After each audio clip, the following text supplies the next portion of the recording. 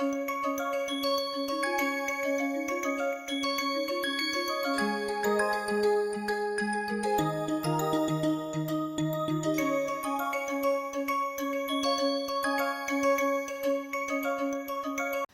everyone and welcome to the week 7 session 5 of NPTEL course in pharmacognosy and phytochemistry.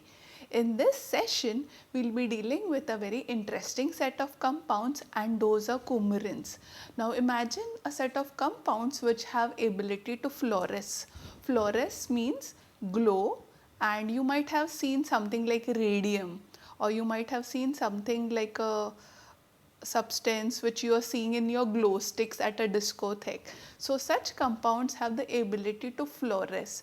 So this set of compounds that we are going to study now in this session are compounds responsible for fluorescence.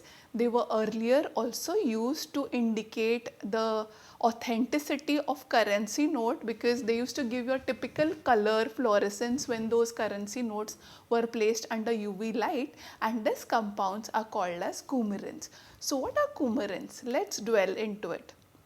So coumarins are a set of compounds which are defined as benzo alpha pyrone. So here you have your alpha pyrone. So they are often found or formed as a part of cyclization. So coming back to our phenylpropanoids, now imagine something like a cinnamic acid. So here we are with the cinnamic acid, but in this case I am drawing cinnamic acid like this, OH.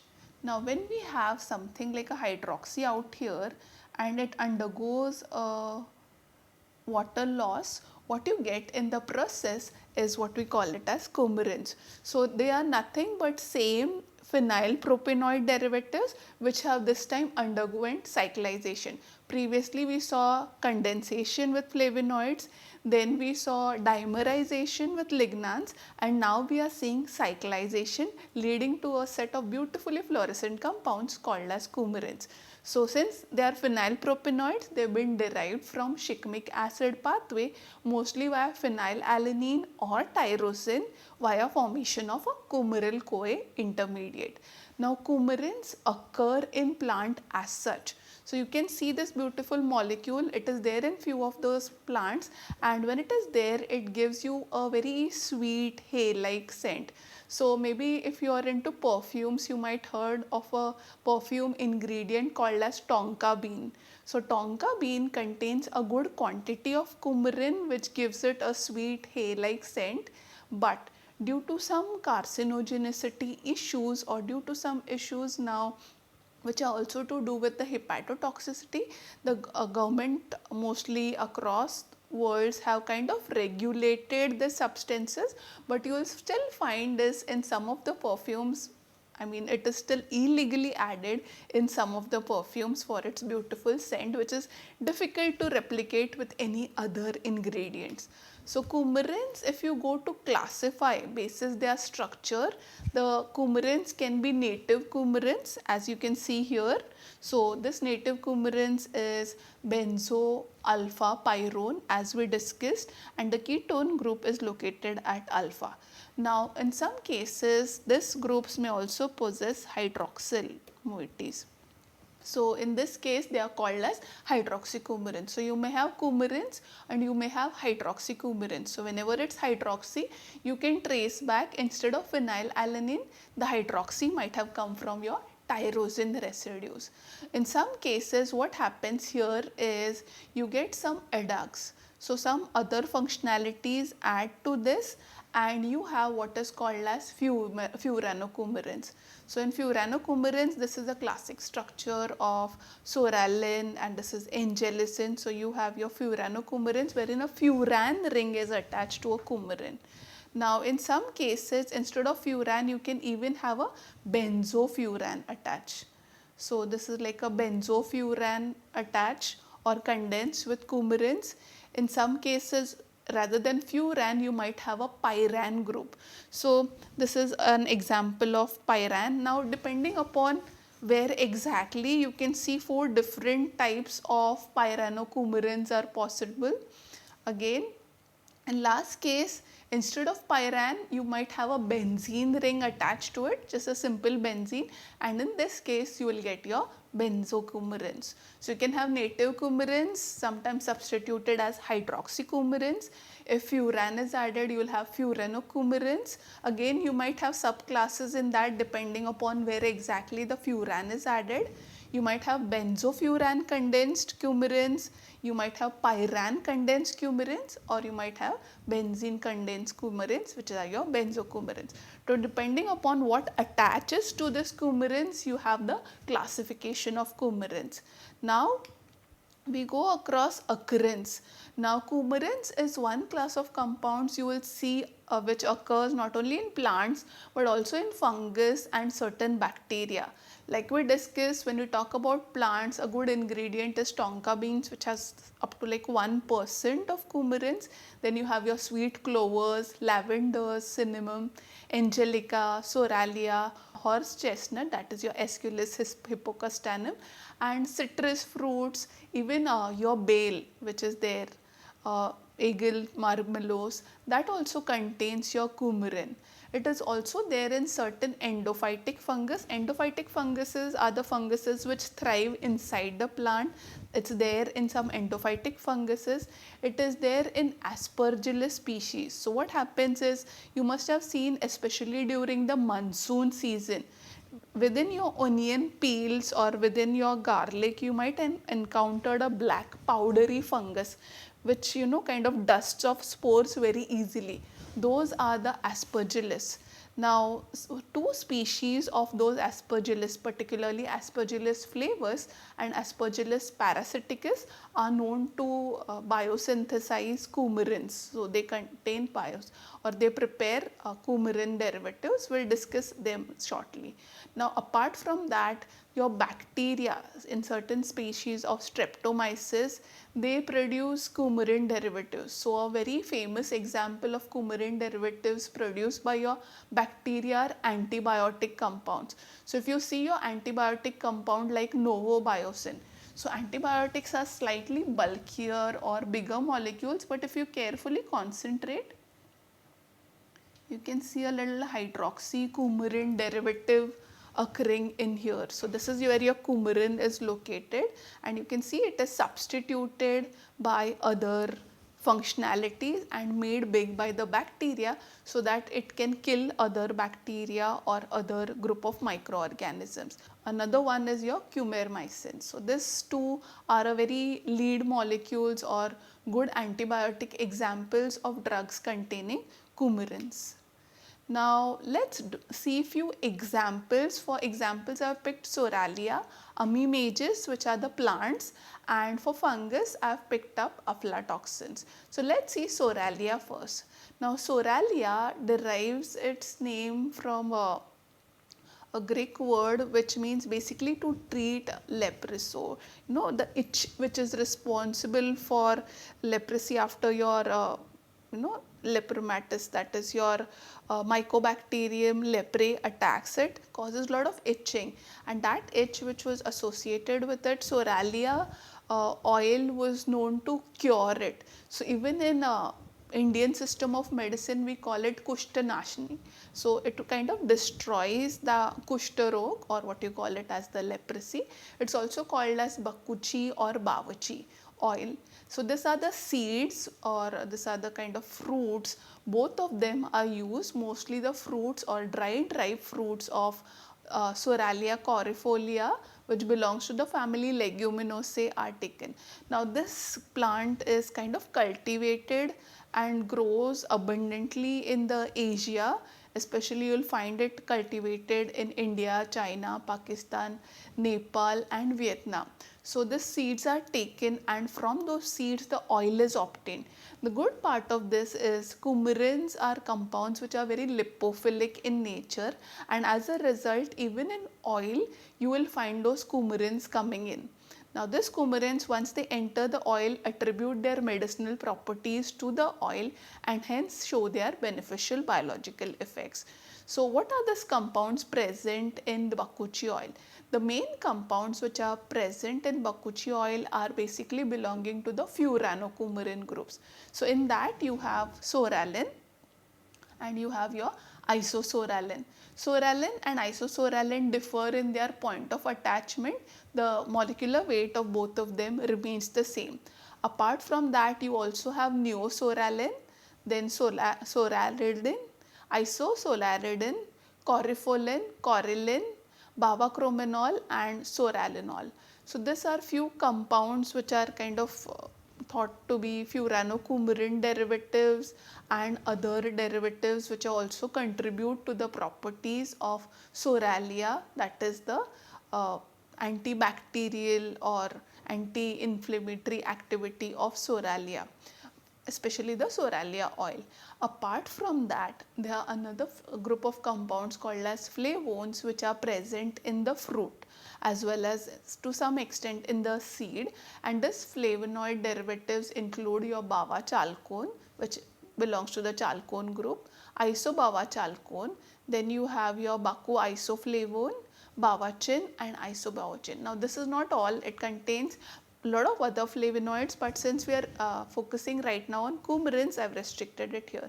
Now the seed oil apart from coumarins will also contain terpenes, and these terpenes include your limonin, caryophyllene, 4-terpineol, linalool, geranyl acetate, and this gives a good aroma to it.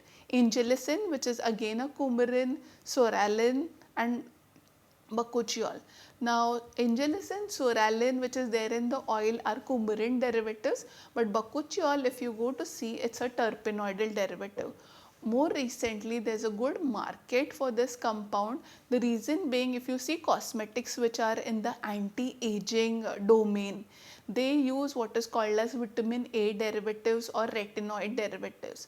Now the problem with retinoid derivatives is they cause a lot of redness in people using them. So a little milder version of that is required, and a little milder version has been offered by bakuchiol. So it does essentially the same function, that is it stimulates collagen generation, it gives you anti-wrinkle effect, and this too at a very lower dosage. So bakuchiol, you will find it in numerous cosmetics, comes from the very same oil, that is your soralia oil.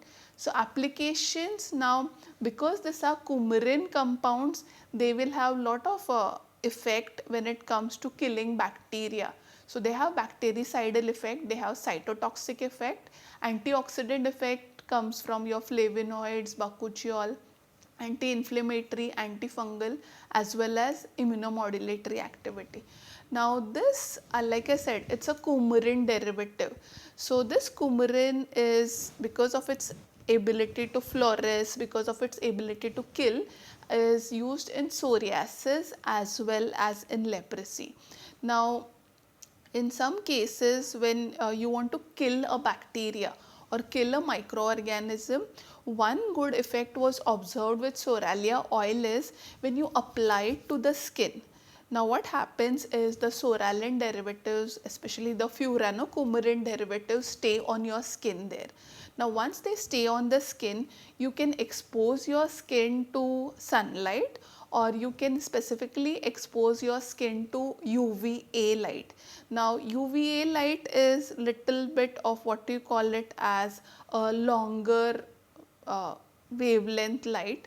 So UVA light is something which can not cause that much damage or redness as compared to your UVB or UVC.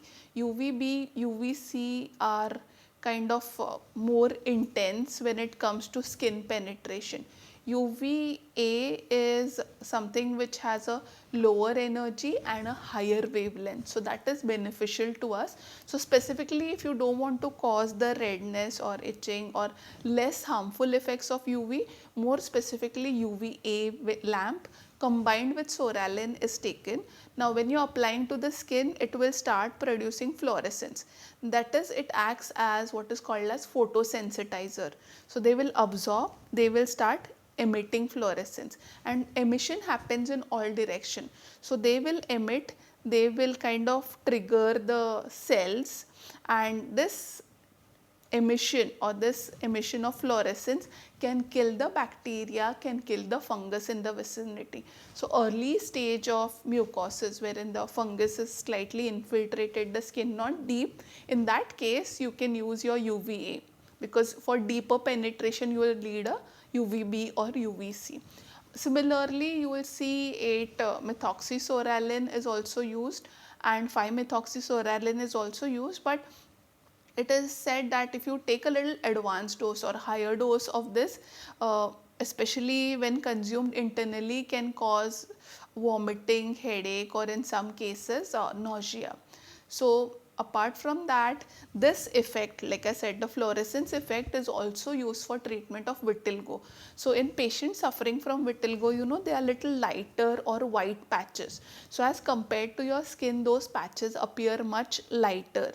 So in order to make it with, or in order to match that color with the skin, you want to increase the melanin secretion in that white patches. So how is it done? You apply your furanocoumarins there, or you apply your Bawachi oil there. Now this compounds, because the fluorescence will stimulate melanin. So whenever your skin is exposed to sunlight, you have melanin secretion to protect the skin. So same way, now imagine your photosensitizer is right there on your skin. So it will cause more enhanced melanin secretion. So in that white patches, because the melanin secretion increases, you will see that the color darkens of those white patches, nearly matching that to the skin. Now this doesn't happen in a single sitting, this happens in a multiple sitting. So you know, like every week you have to take a certain mg of your soralin ka dose with certain joules, or you know, like 5 to 15 joules energy of your UVA light. So that combination, you do it for a 4 to 8 weeks time, is generally recommended for, you know, clearing or matching the skin tone with the vitiligo patches. So your vitiligo patches now will turn dark enough to match the remainder of the skin. So that is how it is used to treat the vitiligo. Another drug which is also used very similarly is Amimages. Now this is not a Leguminosae family, this is actually an Umbelliferae family. Now what is an Umbelliferae? You see in your kitchen there are fruits such as your fennel, jeera, that is your cumin. You will see your you know, ajwai, you will see your caraway. So all of them, you know, are very tiny. Those are fruits and those have ridges if you observed very carefully. So this is also Umbelliferae, that means your inflorescence, as I've shown here, is a typical umbel shape or umbrella shape inflorescence. So fruits of this plants are taken. It's also called as lace flower for that beautiful delicate thing, or it's also called as a bishop's weed. Now this grows throughout, like especially in the Middle East, Egypt where it's cultivated, in India, in West Asia, as well as in some parts of West Africa also, this plant or this crop is taken. Now once the fruits of it mature, you can kind of harvest it by threshing and you will get Amimages fruit. Now Amimages fruits also contain furanocoumarins. Now they are more specifically your xanthotoxin and methoxysoralin. So you will see your xanthotoxin here. So it is like your, this is, if you put it as 1, put this as 2, 3, 4, you can then put it as 5, 6, 7, 8. So this is like your 8-methoxysoralin, whereas your bergaptan is something like your 5-methoxysoralin. So you remember previously we discussed, so same your PUVA therapy for vitiligo, you can consume this compounds, or this compounds can be applied to obtain the same effect. Apart from that, it also contains your imperatonin and small quantities of other furanocoumarin derivatives or other classes of derivatives. So this include your visnadin, isomarmecin, isoimperatonin, heraclenin and isopimpelinin.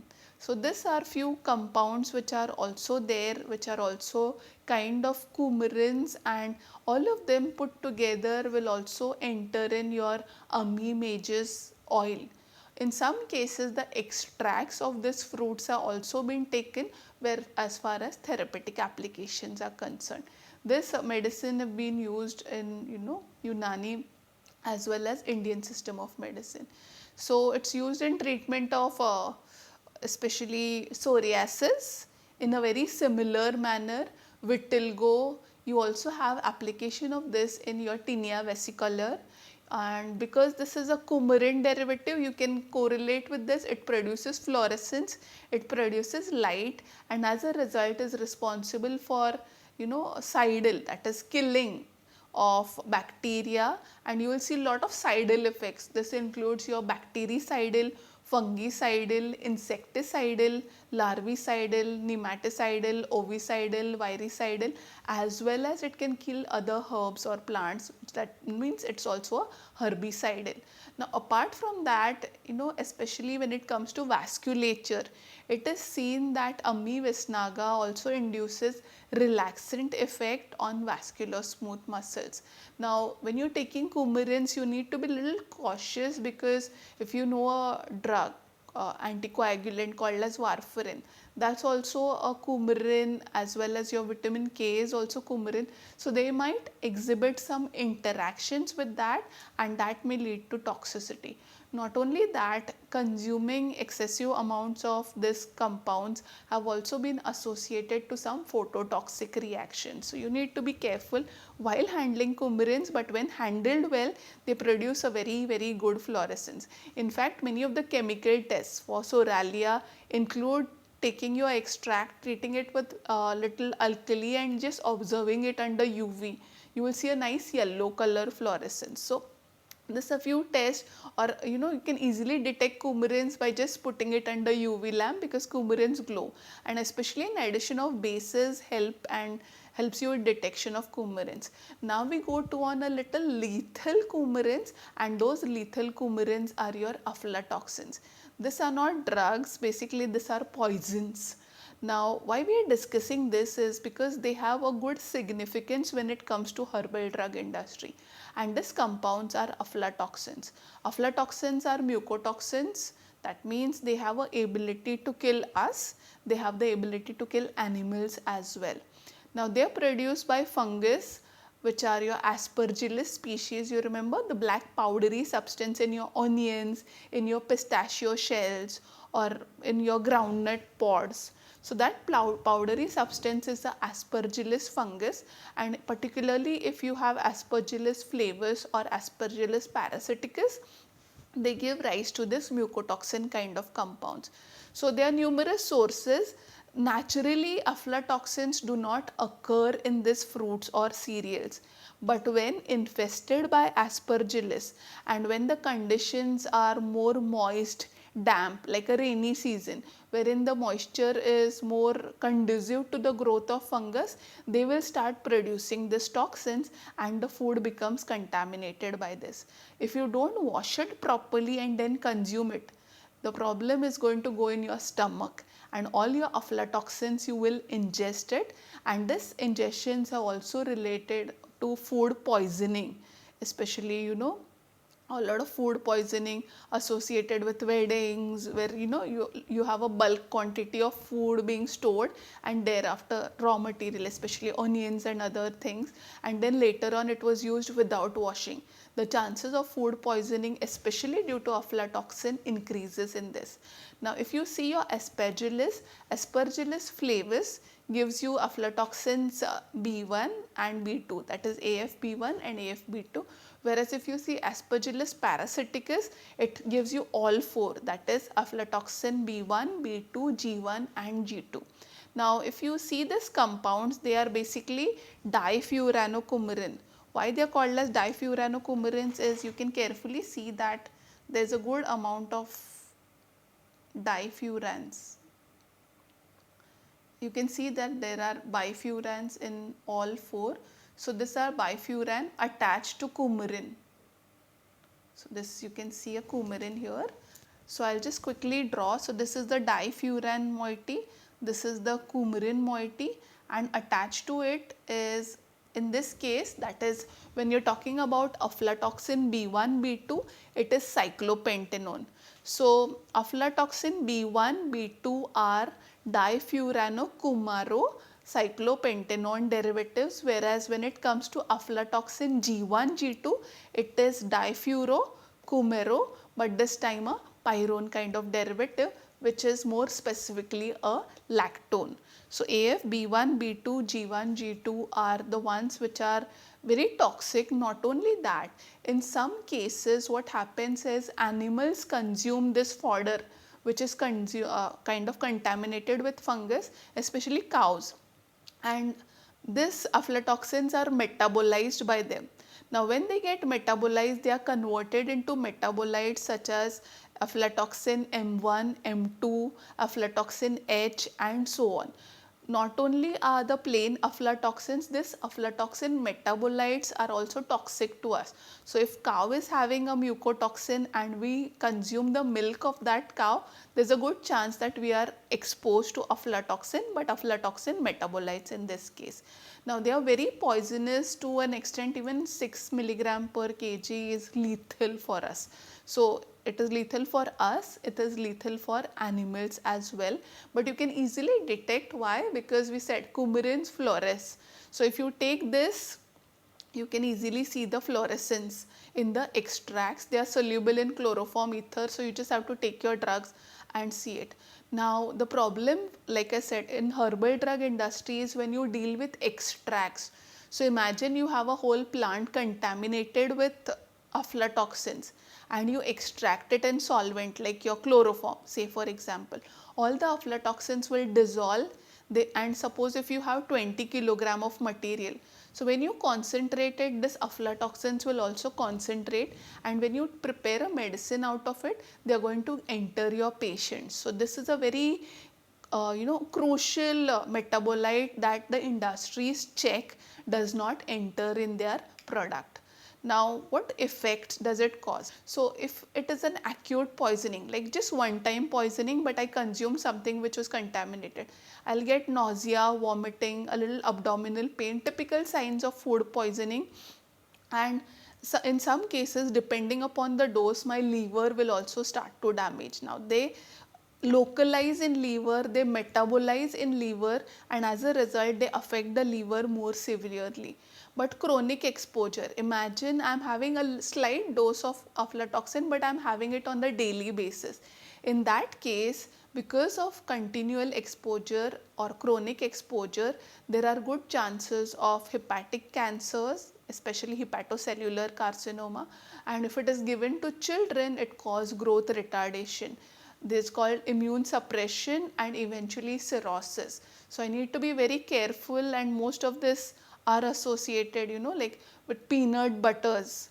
Peanut butters initially, when they are not prepared in a good GMP established facility, because peanuts have that little black aspergillus in them, they are good sources of aflatoxin to children. So, peanut butters are contaminated with aflatoxins have led to growth retardation in children. Now, not only does it affect humans, it also affects animals. So, when my cow or when my poultry animals are consuming this, you will see that there is a decreased growth rate in them. There is a lowered milk production or lowered egg production in chickens. There is a carcinogenicity and also similar kind of immunosuppression. So, these molecules have to be traded and treated with care, and a simple fluorescence test is something what we can do to check for these molecules. So, here are few references if you wish to know more about this set of interesting molecules, and thank you everyone for your patient listening.